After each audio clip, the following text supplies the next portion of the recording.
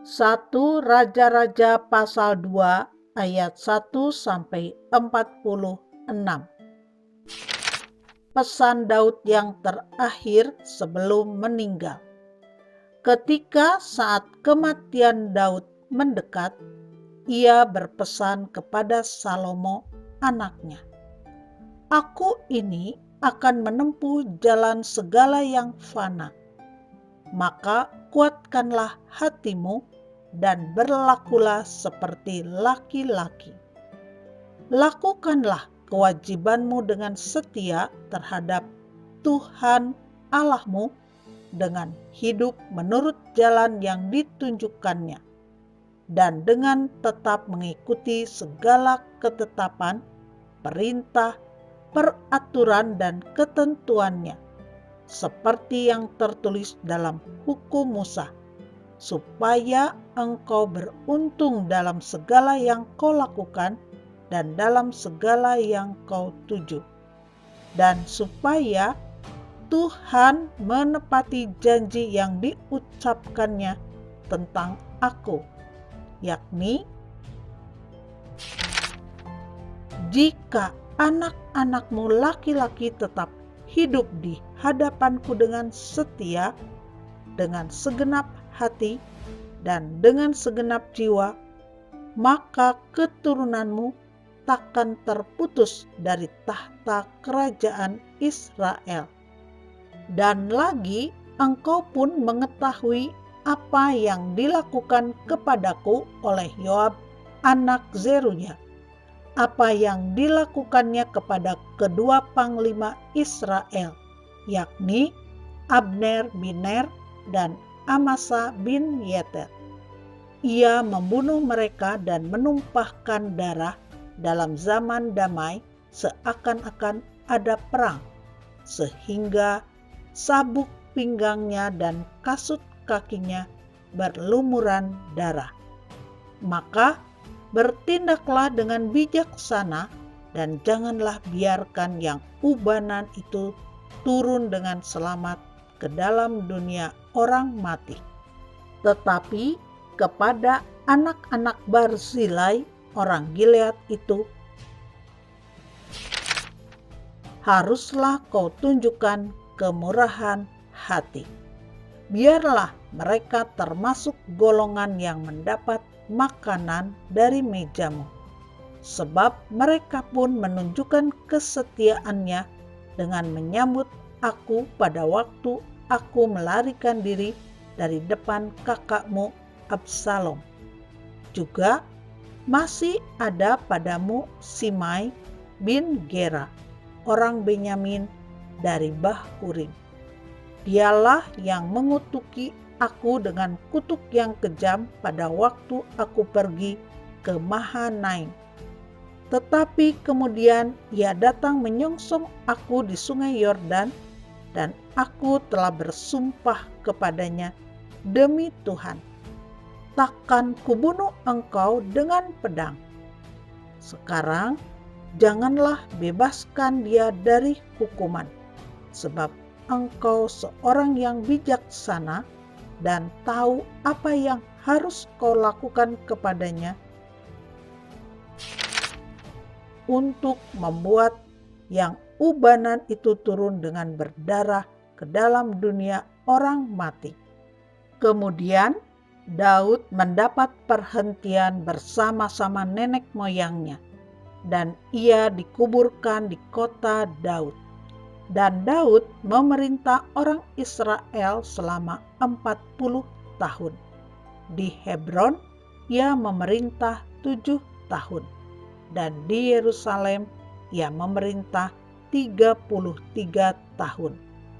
Salomo duduk di atas tahta Daud ayahnya, dan kerajaannya sangat kokoh. Tindakan-tindakan Salomo untuk mengokohkan tahtanya. Pada suatu hari Adonia, anak Hagit, masuk menghadap Batseba, ibu Salomo. Lalu perempuan itu berkata, "Apakah engkau datang dengan maksud damai?" Jawabnya, "Iya, damai." Kemudian katanya, "Ada sesuatu yang hendak kukatakan kepadamu." Jawab perempuan itu, "Katakanlah." Lalu katanya, "Engkau sendiri tahu bahwa akulah yang berhak atas kedudukan raja, dan bahwa seluruh Israel mengharapkan supaya aku menjadi raja. Tetapi sebaliknya, kedudukan raja jatuh kepada adikku, sebab dari Tuhanlah ia mendapatnya. Dan sekarang satu permintaan saja kusampaikan kepadamu. Janganlah tolak permintaanku." Jawab perempuan itu kepadanya, "Katakanlah." Maka katanya, "Bicarakanlah kiranya dengan Raja Salomo, sebab ia tidak akan menolak permintaanmu, supaya Abisak, gadis Sunem itu, diberikannya kepadaku menjadi istriku." Jawab Batsheba, "Baik, aku akan membicarakan hal itu untuk engkau dengan raja." Batsheba masuk menghadap Raja Salomo untuk membicarakan hal itu untuk Adonia. Lalu bangkitlah raja mendapatkannya serta tunduk menyembah kepadanya. Kemudian duduklah ia di atas tahtanya, dan ia menyuruh meletakkan kursi untuk bunda raja. Lalu perempuan itu duduk di sebelah kanannya. Berkatalah perempuan itu, "Suatu permintaan kecil saja yang kusampaikan kepadamu. Janganlah tolak permintaanku." Jawab raja kepadanya, "Mintalah ya ibu, sebab aku tidak akan menolak permintaanmu." Kata perempuan itu, "Biarlah Abisak, gadis Sunem itu, diberikan kepada kakakmu Adonia menjadi istrinya." Tetapi Raja Salomo menjawab ibunya, "Mengapa engkau meminta hanya Abisak, gadis Sunem itu untuk Adonia? Minta jugalah untuknya kedudukan raja. Bukankah dia saudaraku yang lebih tua, dan di pihaknya ada Imam Abiatar dan Yoab anak Seruya?" Lalu bersumpahlah Raja Salomo demi Tuhan, "Beginilah kiranya Allah menghukum aku, bahkan lebih daripada itu, jika Adonia tidak membayarkan nyawanya dengan permintaan ini. Oleh sebab itu, demi Tuhan yang hidup, yang menegakkan aku dan mendudukan aku di atas tahta Daud ayahku, dan yang membuat bagiku suatu keluarga seperti yang dijanjikannya, pada hari ini juga Adonia harus dibunuh." Lalu Raja Salomo menyerahkan hal itu kepada Benaya bin Yoyada. Orang ini memancung dia sehingga mati. Dan kepada Imam Abiatar, raja berkata, "Pergilah ke Anatot, ke tanah milikmu, sebab engkau patut dihukum mati. Tetapi pada hari ini aku tidak akan membunuh engkau, oleh karena engkau telah mengangkat tabut Tuhan Allah di depan Daud ayahku, dan oleh karena engkau telah turut menderita dalam segala sengsara yang diderita ayahku." Lalu Salomo memecat Abiatar dari jabatannya sebagai imam Tuhan. Dengan demikian, Salomo memenuhi firman Tuhan yang telah dikatakannya di Silo mengenai keluarga Eli.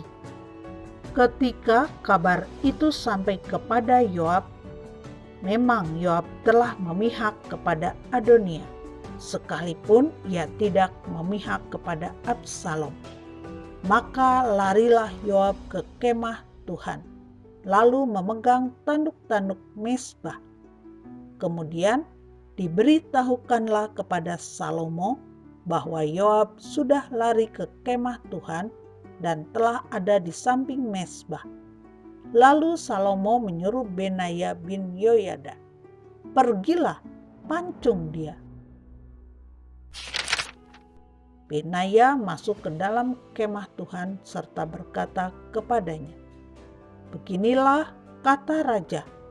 "Keluarlah," jawabnya. "Tidak, sebab disinilah aku mau mati." Lalu Benaya menyampaikan jawab itu kepada raja. Katanya, "Beginilah kata Yoab dan beginilah jawabnya kepadaku." Kata raja kepadanya, "Perbuatlah seperti yang dikatakannya. Pancunglah dia dan kuburkanlah dia.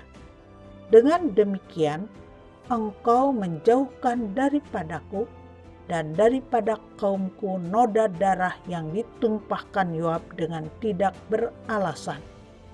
Dan Tuhan akan menanggungkan darahnya kepadanya sendiri, karena ia telah membunuh 2 orang yang lebih benar dan lebih baik daripadanya.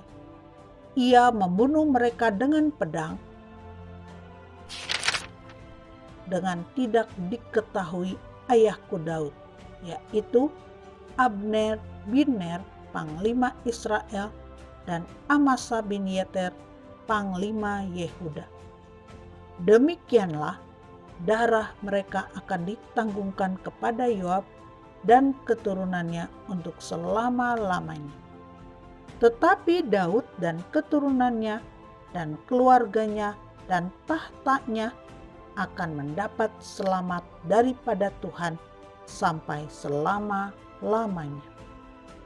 Maka berangkatlah Benaya bin Yoyada, lalu memancung dan membunuh Yoab. Kemudian dia dikuburkan di rumahnya sendiri di padang gurun. Raja mengangkat Benaya bin Yoyada menggantikan Yoab menjadi kepala tentara, dan raja mengangkat Imam Zadok menggantikan Abiatar.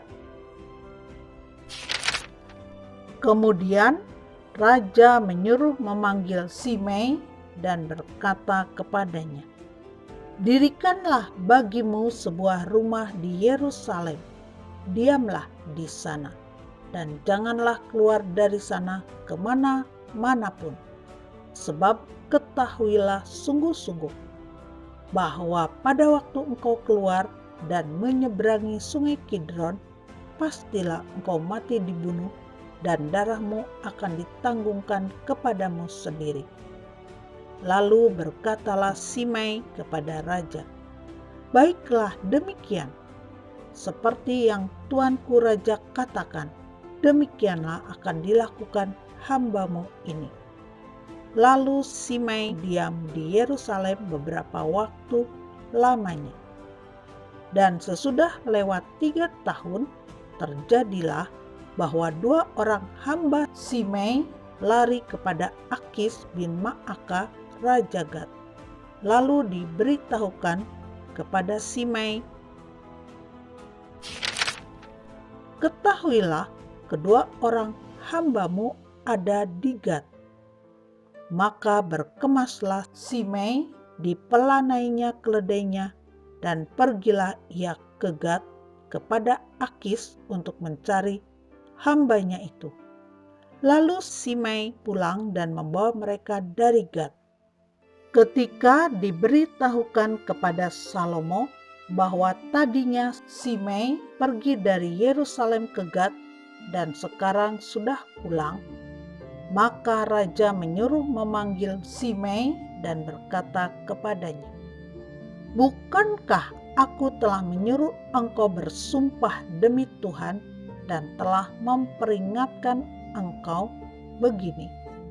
Ketahuilah sungguh-sungguh bahwa pada waktu engkau keluar dan pergi kemana-manapun pastilah engkau mati dibunuh."